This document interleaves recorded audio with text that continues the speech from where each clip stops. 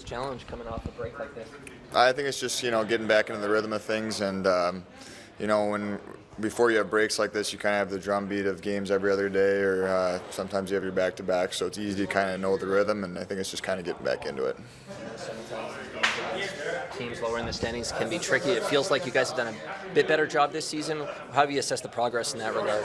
Yeah, every team is an NHL team, and they have NHL players and players that can hurt you if you don't play the right way. So it's important to be dialed in regardless of who you play. And like I said, every NHL team is a good team. Have you felt that this year, though? Like the group is a bit more up for some of these games? Yeah, I think it's definitely a focus, and it's something that we've had a little bit more trouble with in the past. So yeah, it's definitely something that nobody's going to take anybody lightly. What did you get up to during the break? I was in the Bahamas for a little bit with my wife, and then I met Mitch and Muzz down there, so it was a lot of fun.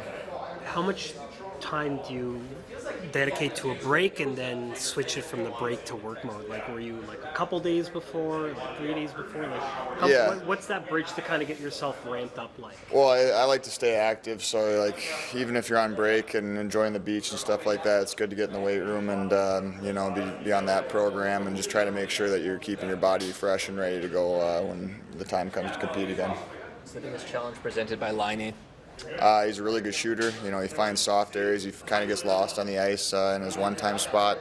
So it'll be a big focus for us. Anything in particular about him on the power play that sets him apart? Like I said, I think his shooting ability. You can really wire it, and he's a guy who can hurt you with his shot. How do you feel Ilya has kind of adjusted to the bigger workload? He said he's been waiting for this opportunity for a while. Yeah, no, he looks great, and we're leaning on him pretty heavily now, and he's been pretty stellar for us.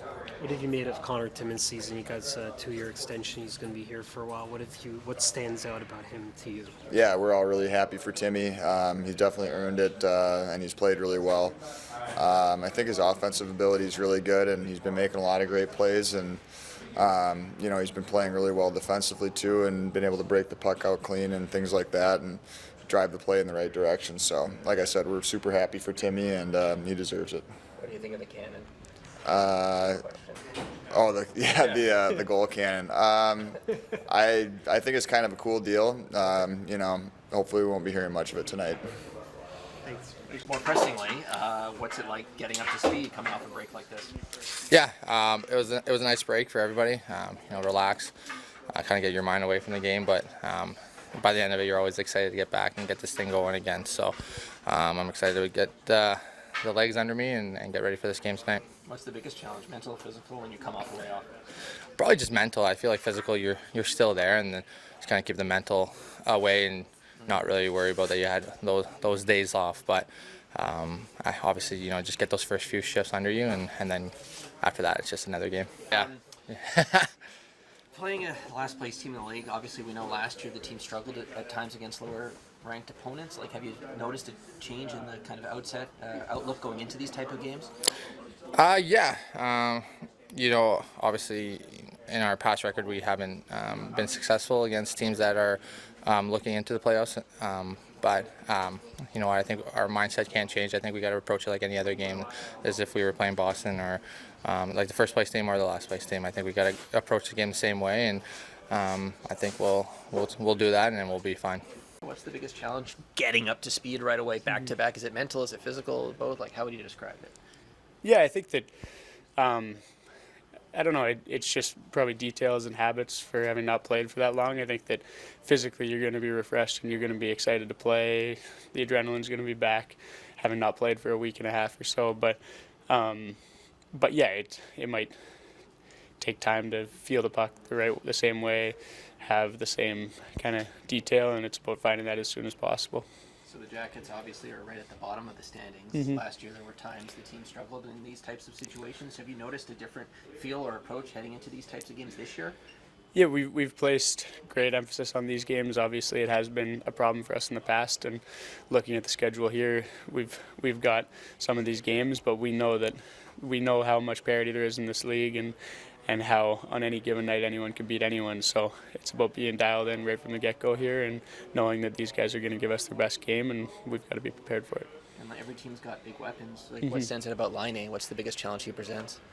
Yeah, well, he's shot. He's dangerous from anywhere on the ice with that, and him and Gaudreau play well off each other. Both really dangerous off the rush, and if you give a guy like Laine any space, he can be dangerous with it. So it's about playing him tight and knowing where he is on the ice. What's your perspective on going up against Gavrikov? Obviously saw him in the bubble series. Just like, what's the biggest challenge against the I know he's not flashy, but kind of a simple defenseman like that. Yeah, he's aggressive with how he plays. He doesn't give you a lot of time and space. He's not afraid to stand up on guys. So, yeah, that's just being aware when he's going to be pinching, where he is on the ice, and putting it behind him and making him break out. And making their team as a whole break out is usually what leads to our success.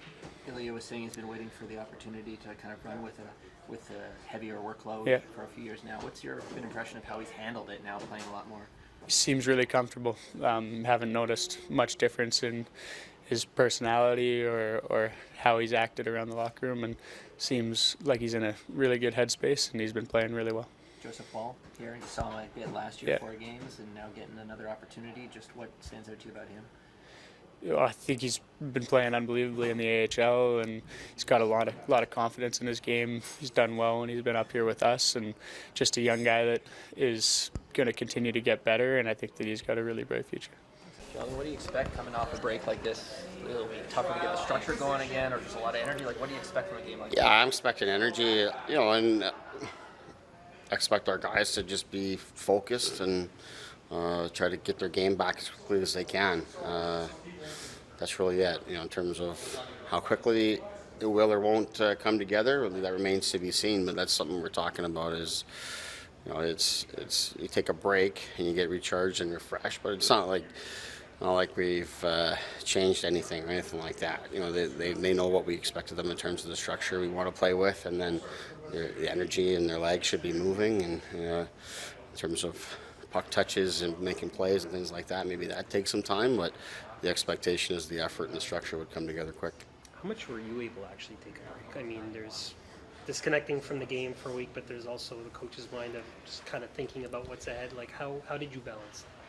Yeah, I think I was able to do a good job of it. I got a couple of kids that keep me busy and are able to help me get my mind off things.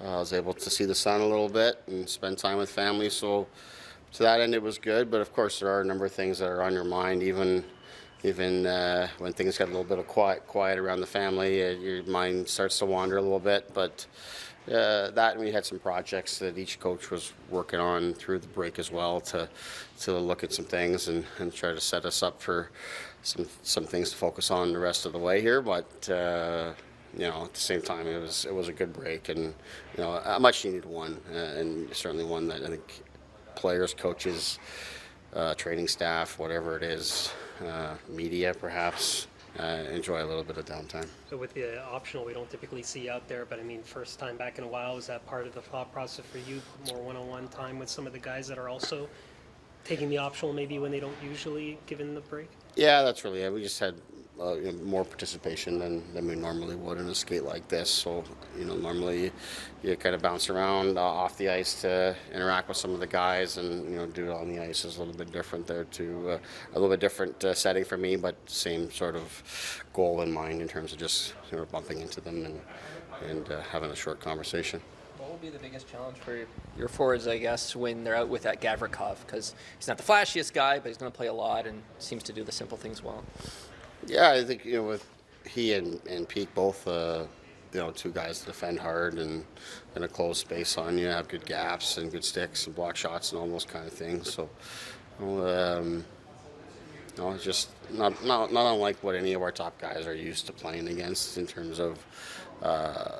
They play top defenders all the time. They're going to look to make it hard on you and have a singular job in terms of playing against other teams' best. So, for our guys, they just got to look to play through that or play behind that as much as they can. The last game before the break, there was a couple of missed calls. Bunting got pretty emotional on the bench, and then in the game, does he have to worry about that, manage that a bit more? Don't want to show up the referees, or is that just part and parcel of who he is as an emotional player? Yeah, and we've talked about this a lot. He's got to be on that line and try not to cross it, but you also have to live with the reality that he is at times going to cross it, and that's sort of the the beauty of who he is, but also some of the downfalls of it. But you want to be pulling a guy back rather than having to prod someone to show their emotion and to compete and be engaged in the game. So, I think Bunce has done a pretty good job of staying focused on things. At times it gets frustrating. I think it's very clear that at times, calls don't go his way, but it's a lot of calls do go his way at the same time. But the most important thing is that he just continues to go to the hard areas and doesn't allow it to change his game. You never want to lose guys, but is this a situation where someone like an Alex can thrive when called upon for more minutes in this particular situation in the second line spot? Yeah, I think so. It's not a position that's unique or new to him. He's been the guy that's spent a lot of time there, whether it's injuries and moving up or just firmly having a spot there. Hasn't been as consistent this season for him. I think his game was trending in a good direction. I think before the break, that should have given him some confidence and hopefully get away from the game and clear his head even more and come back and be excited about that same opportunity. But he's a guy that even when he's not scoring or he's not flying up on a line like that, he brings a lot to our team in terms of the energy and the pace that he brings, the defensive utility. But like all players, they want to have a little bit more all the time, and here's a chance for him to do that. How do you game plan against Johnny Gaudreau?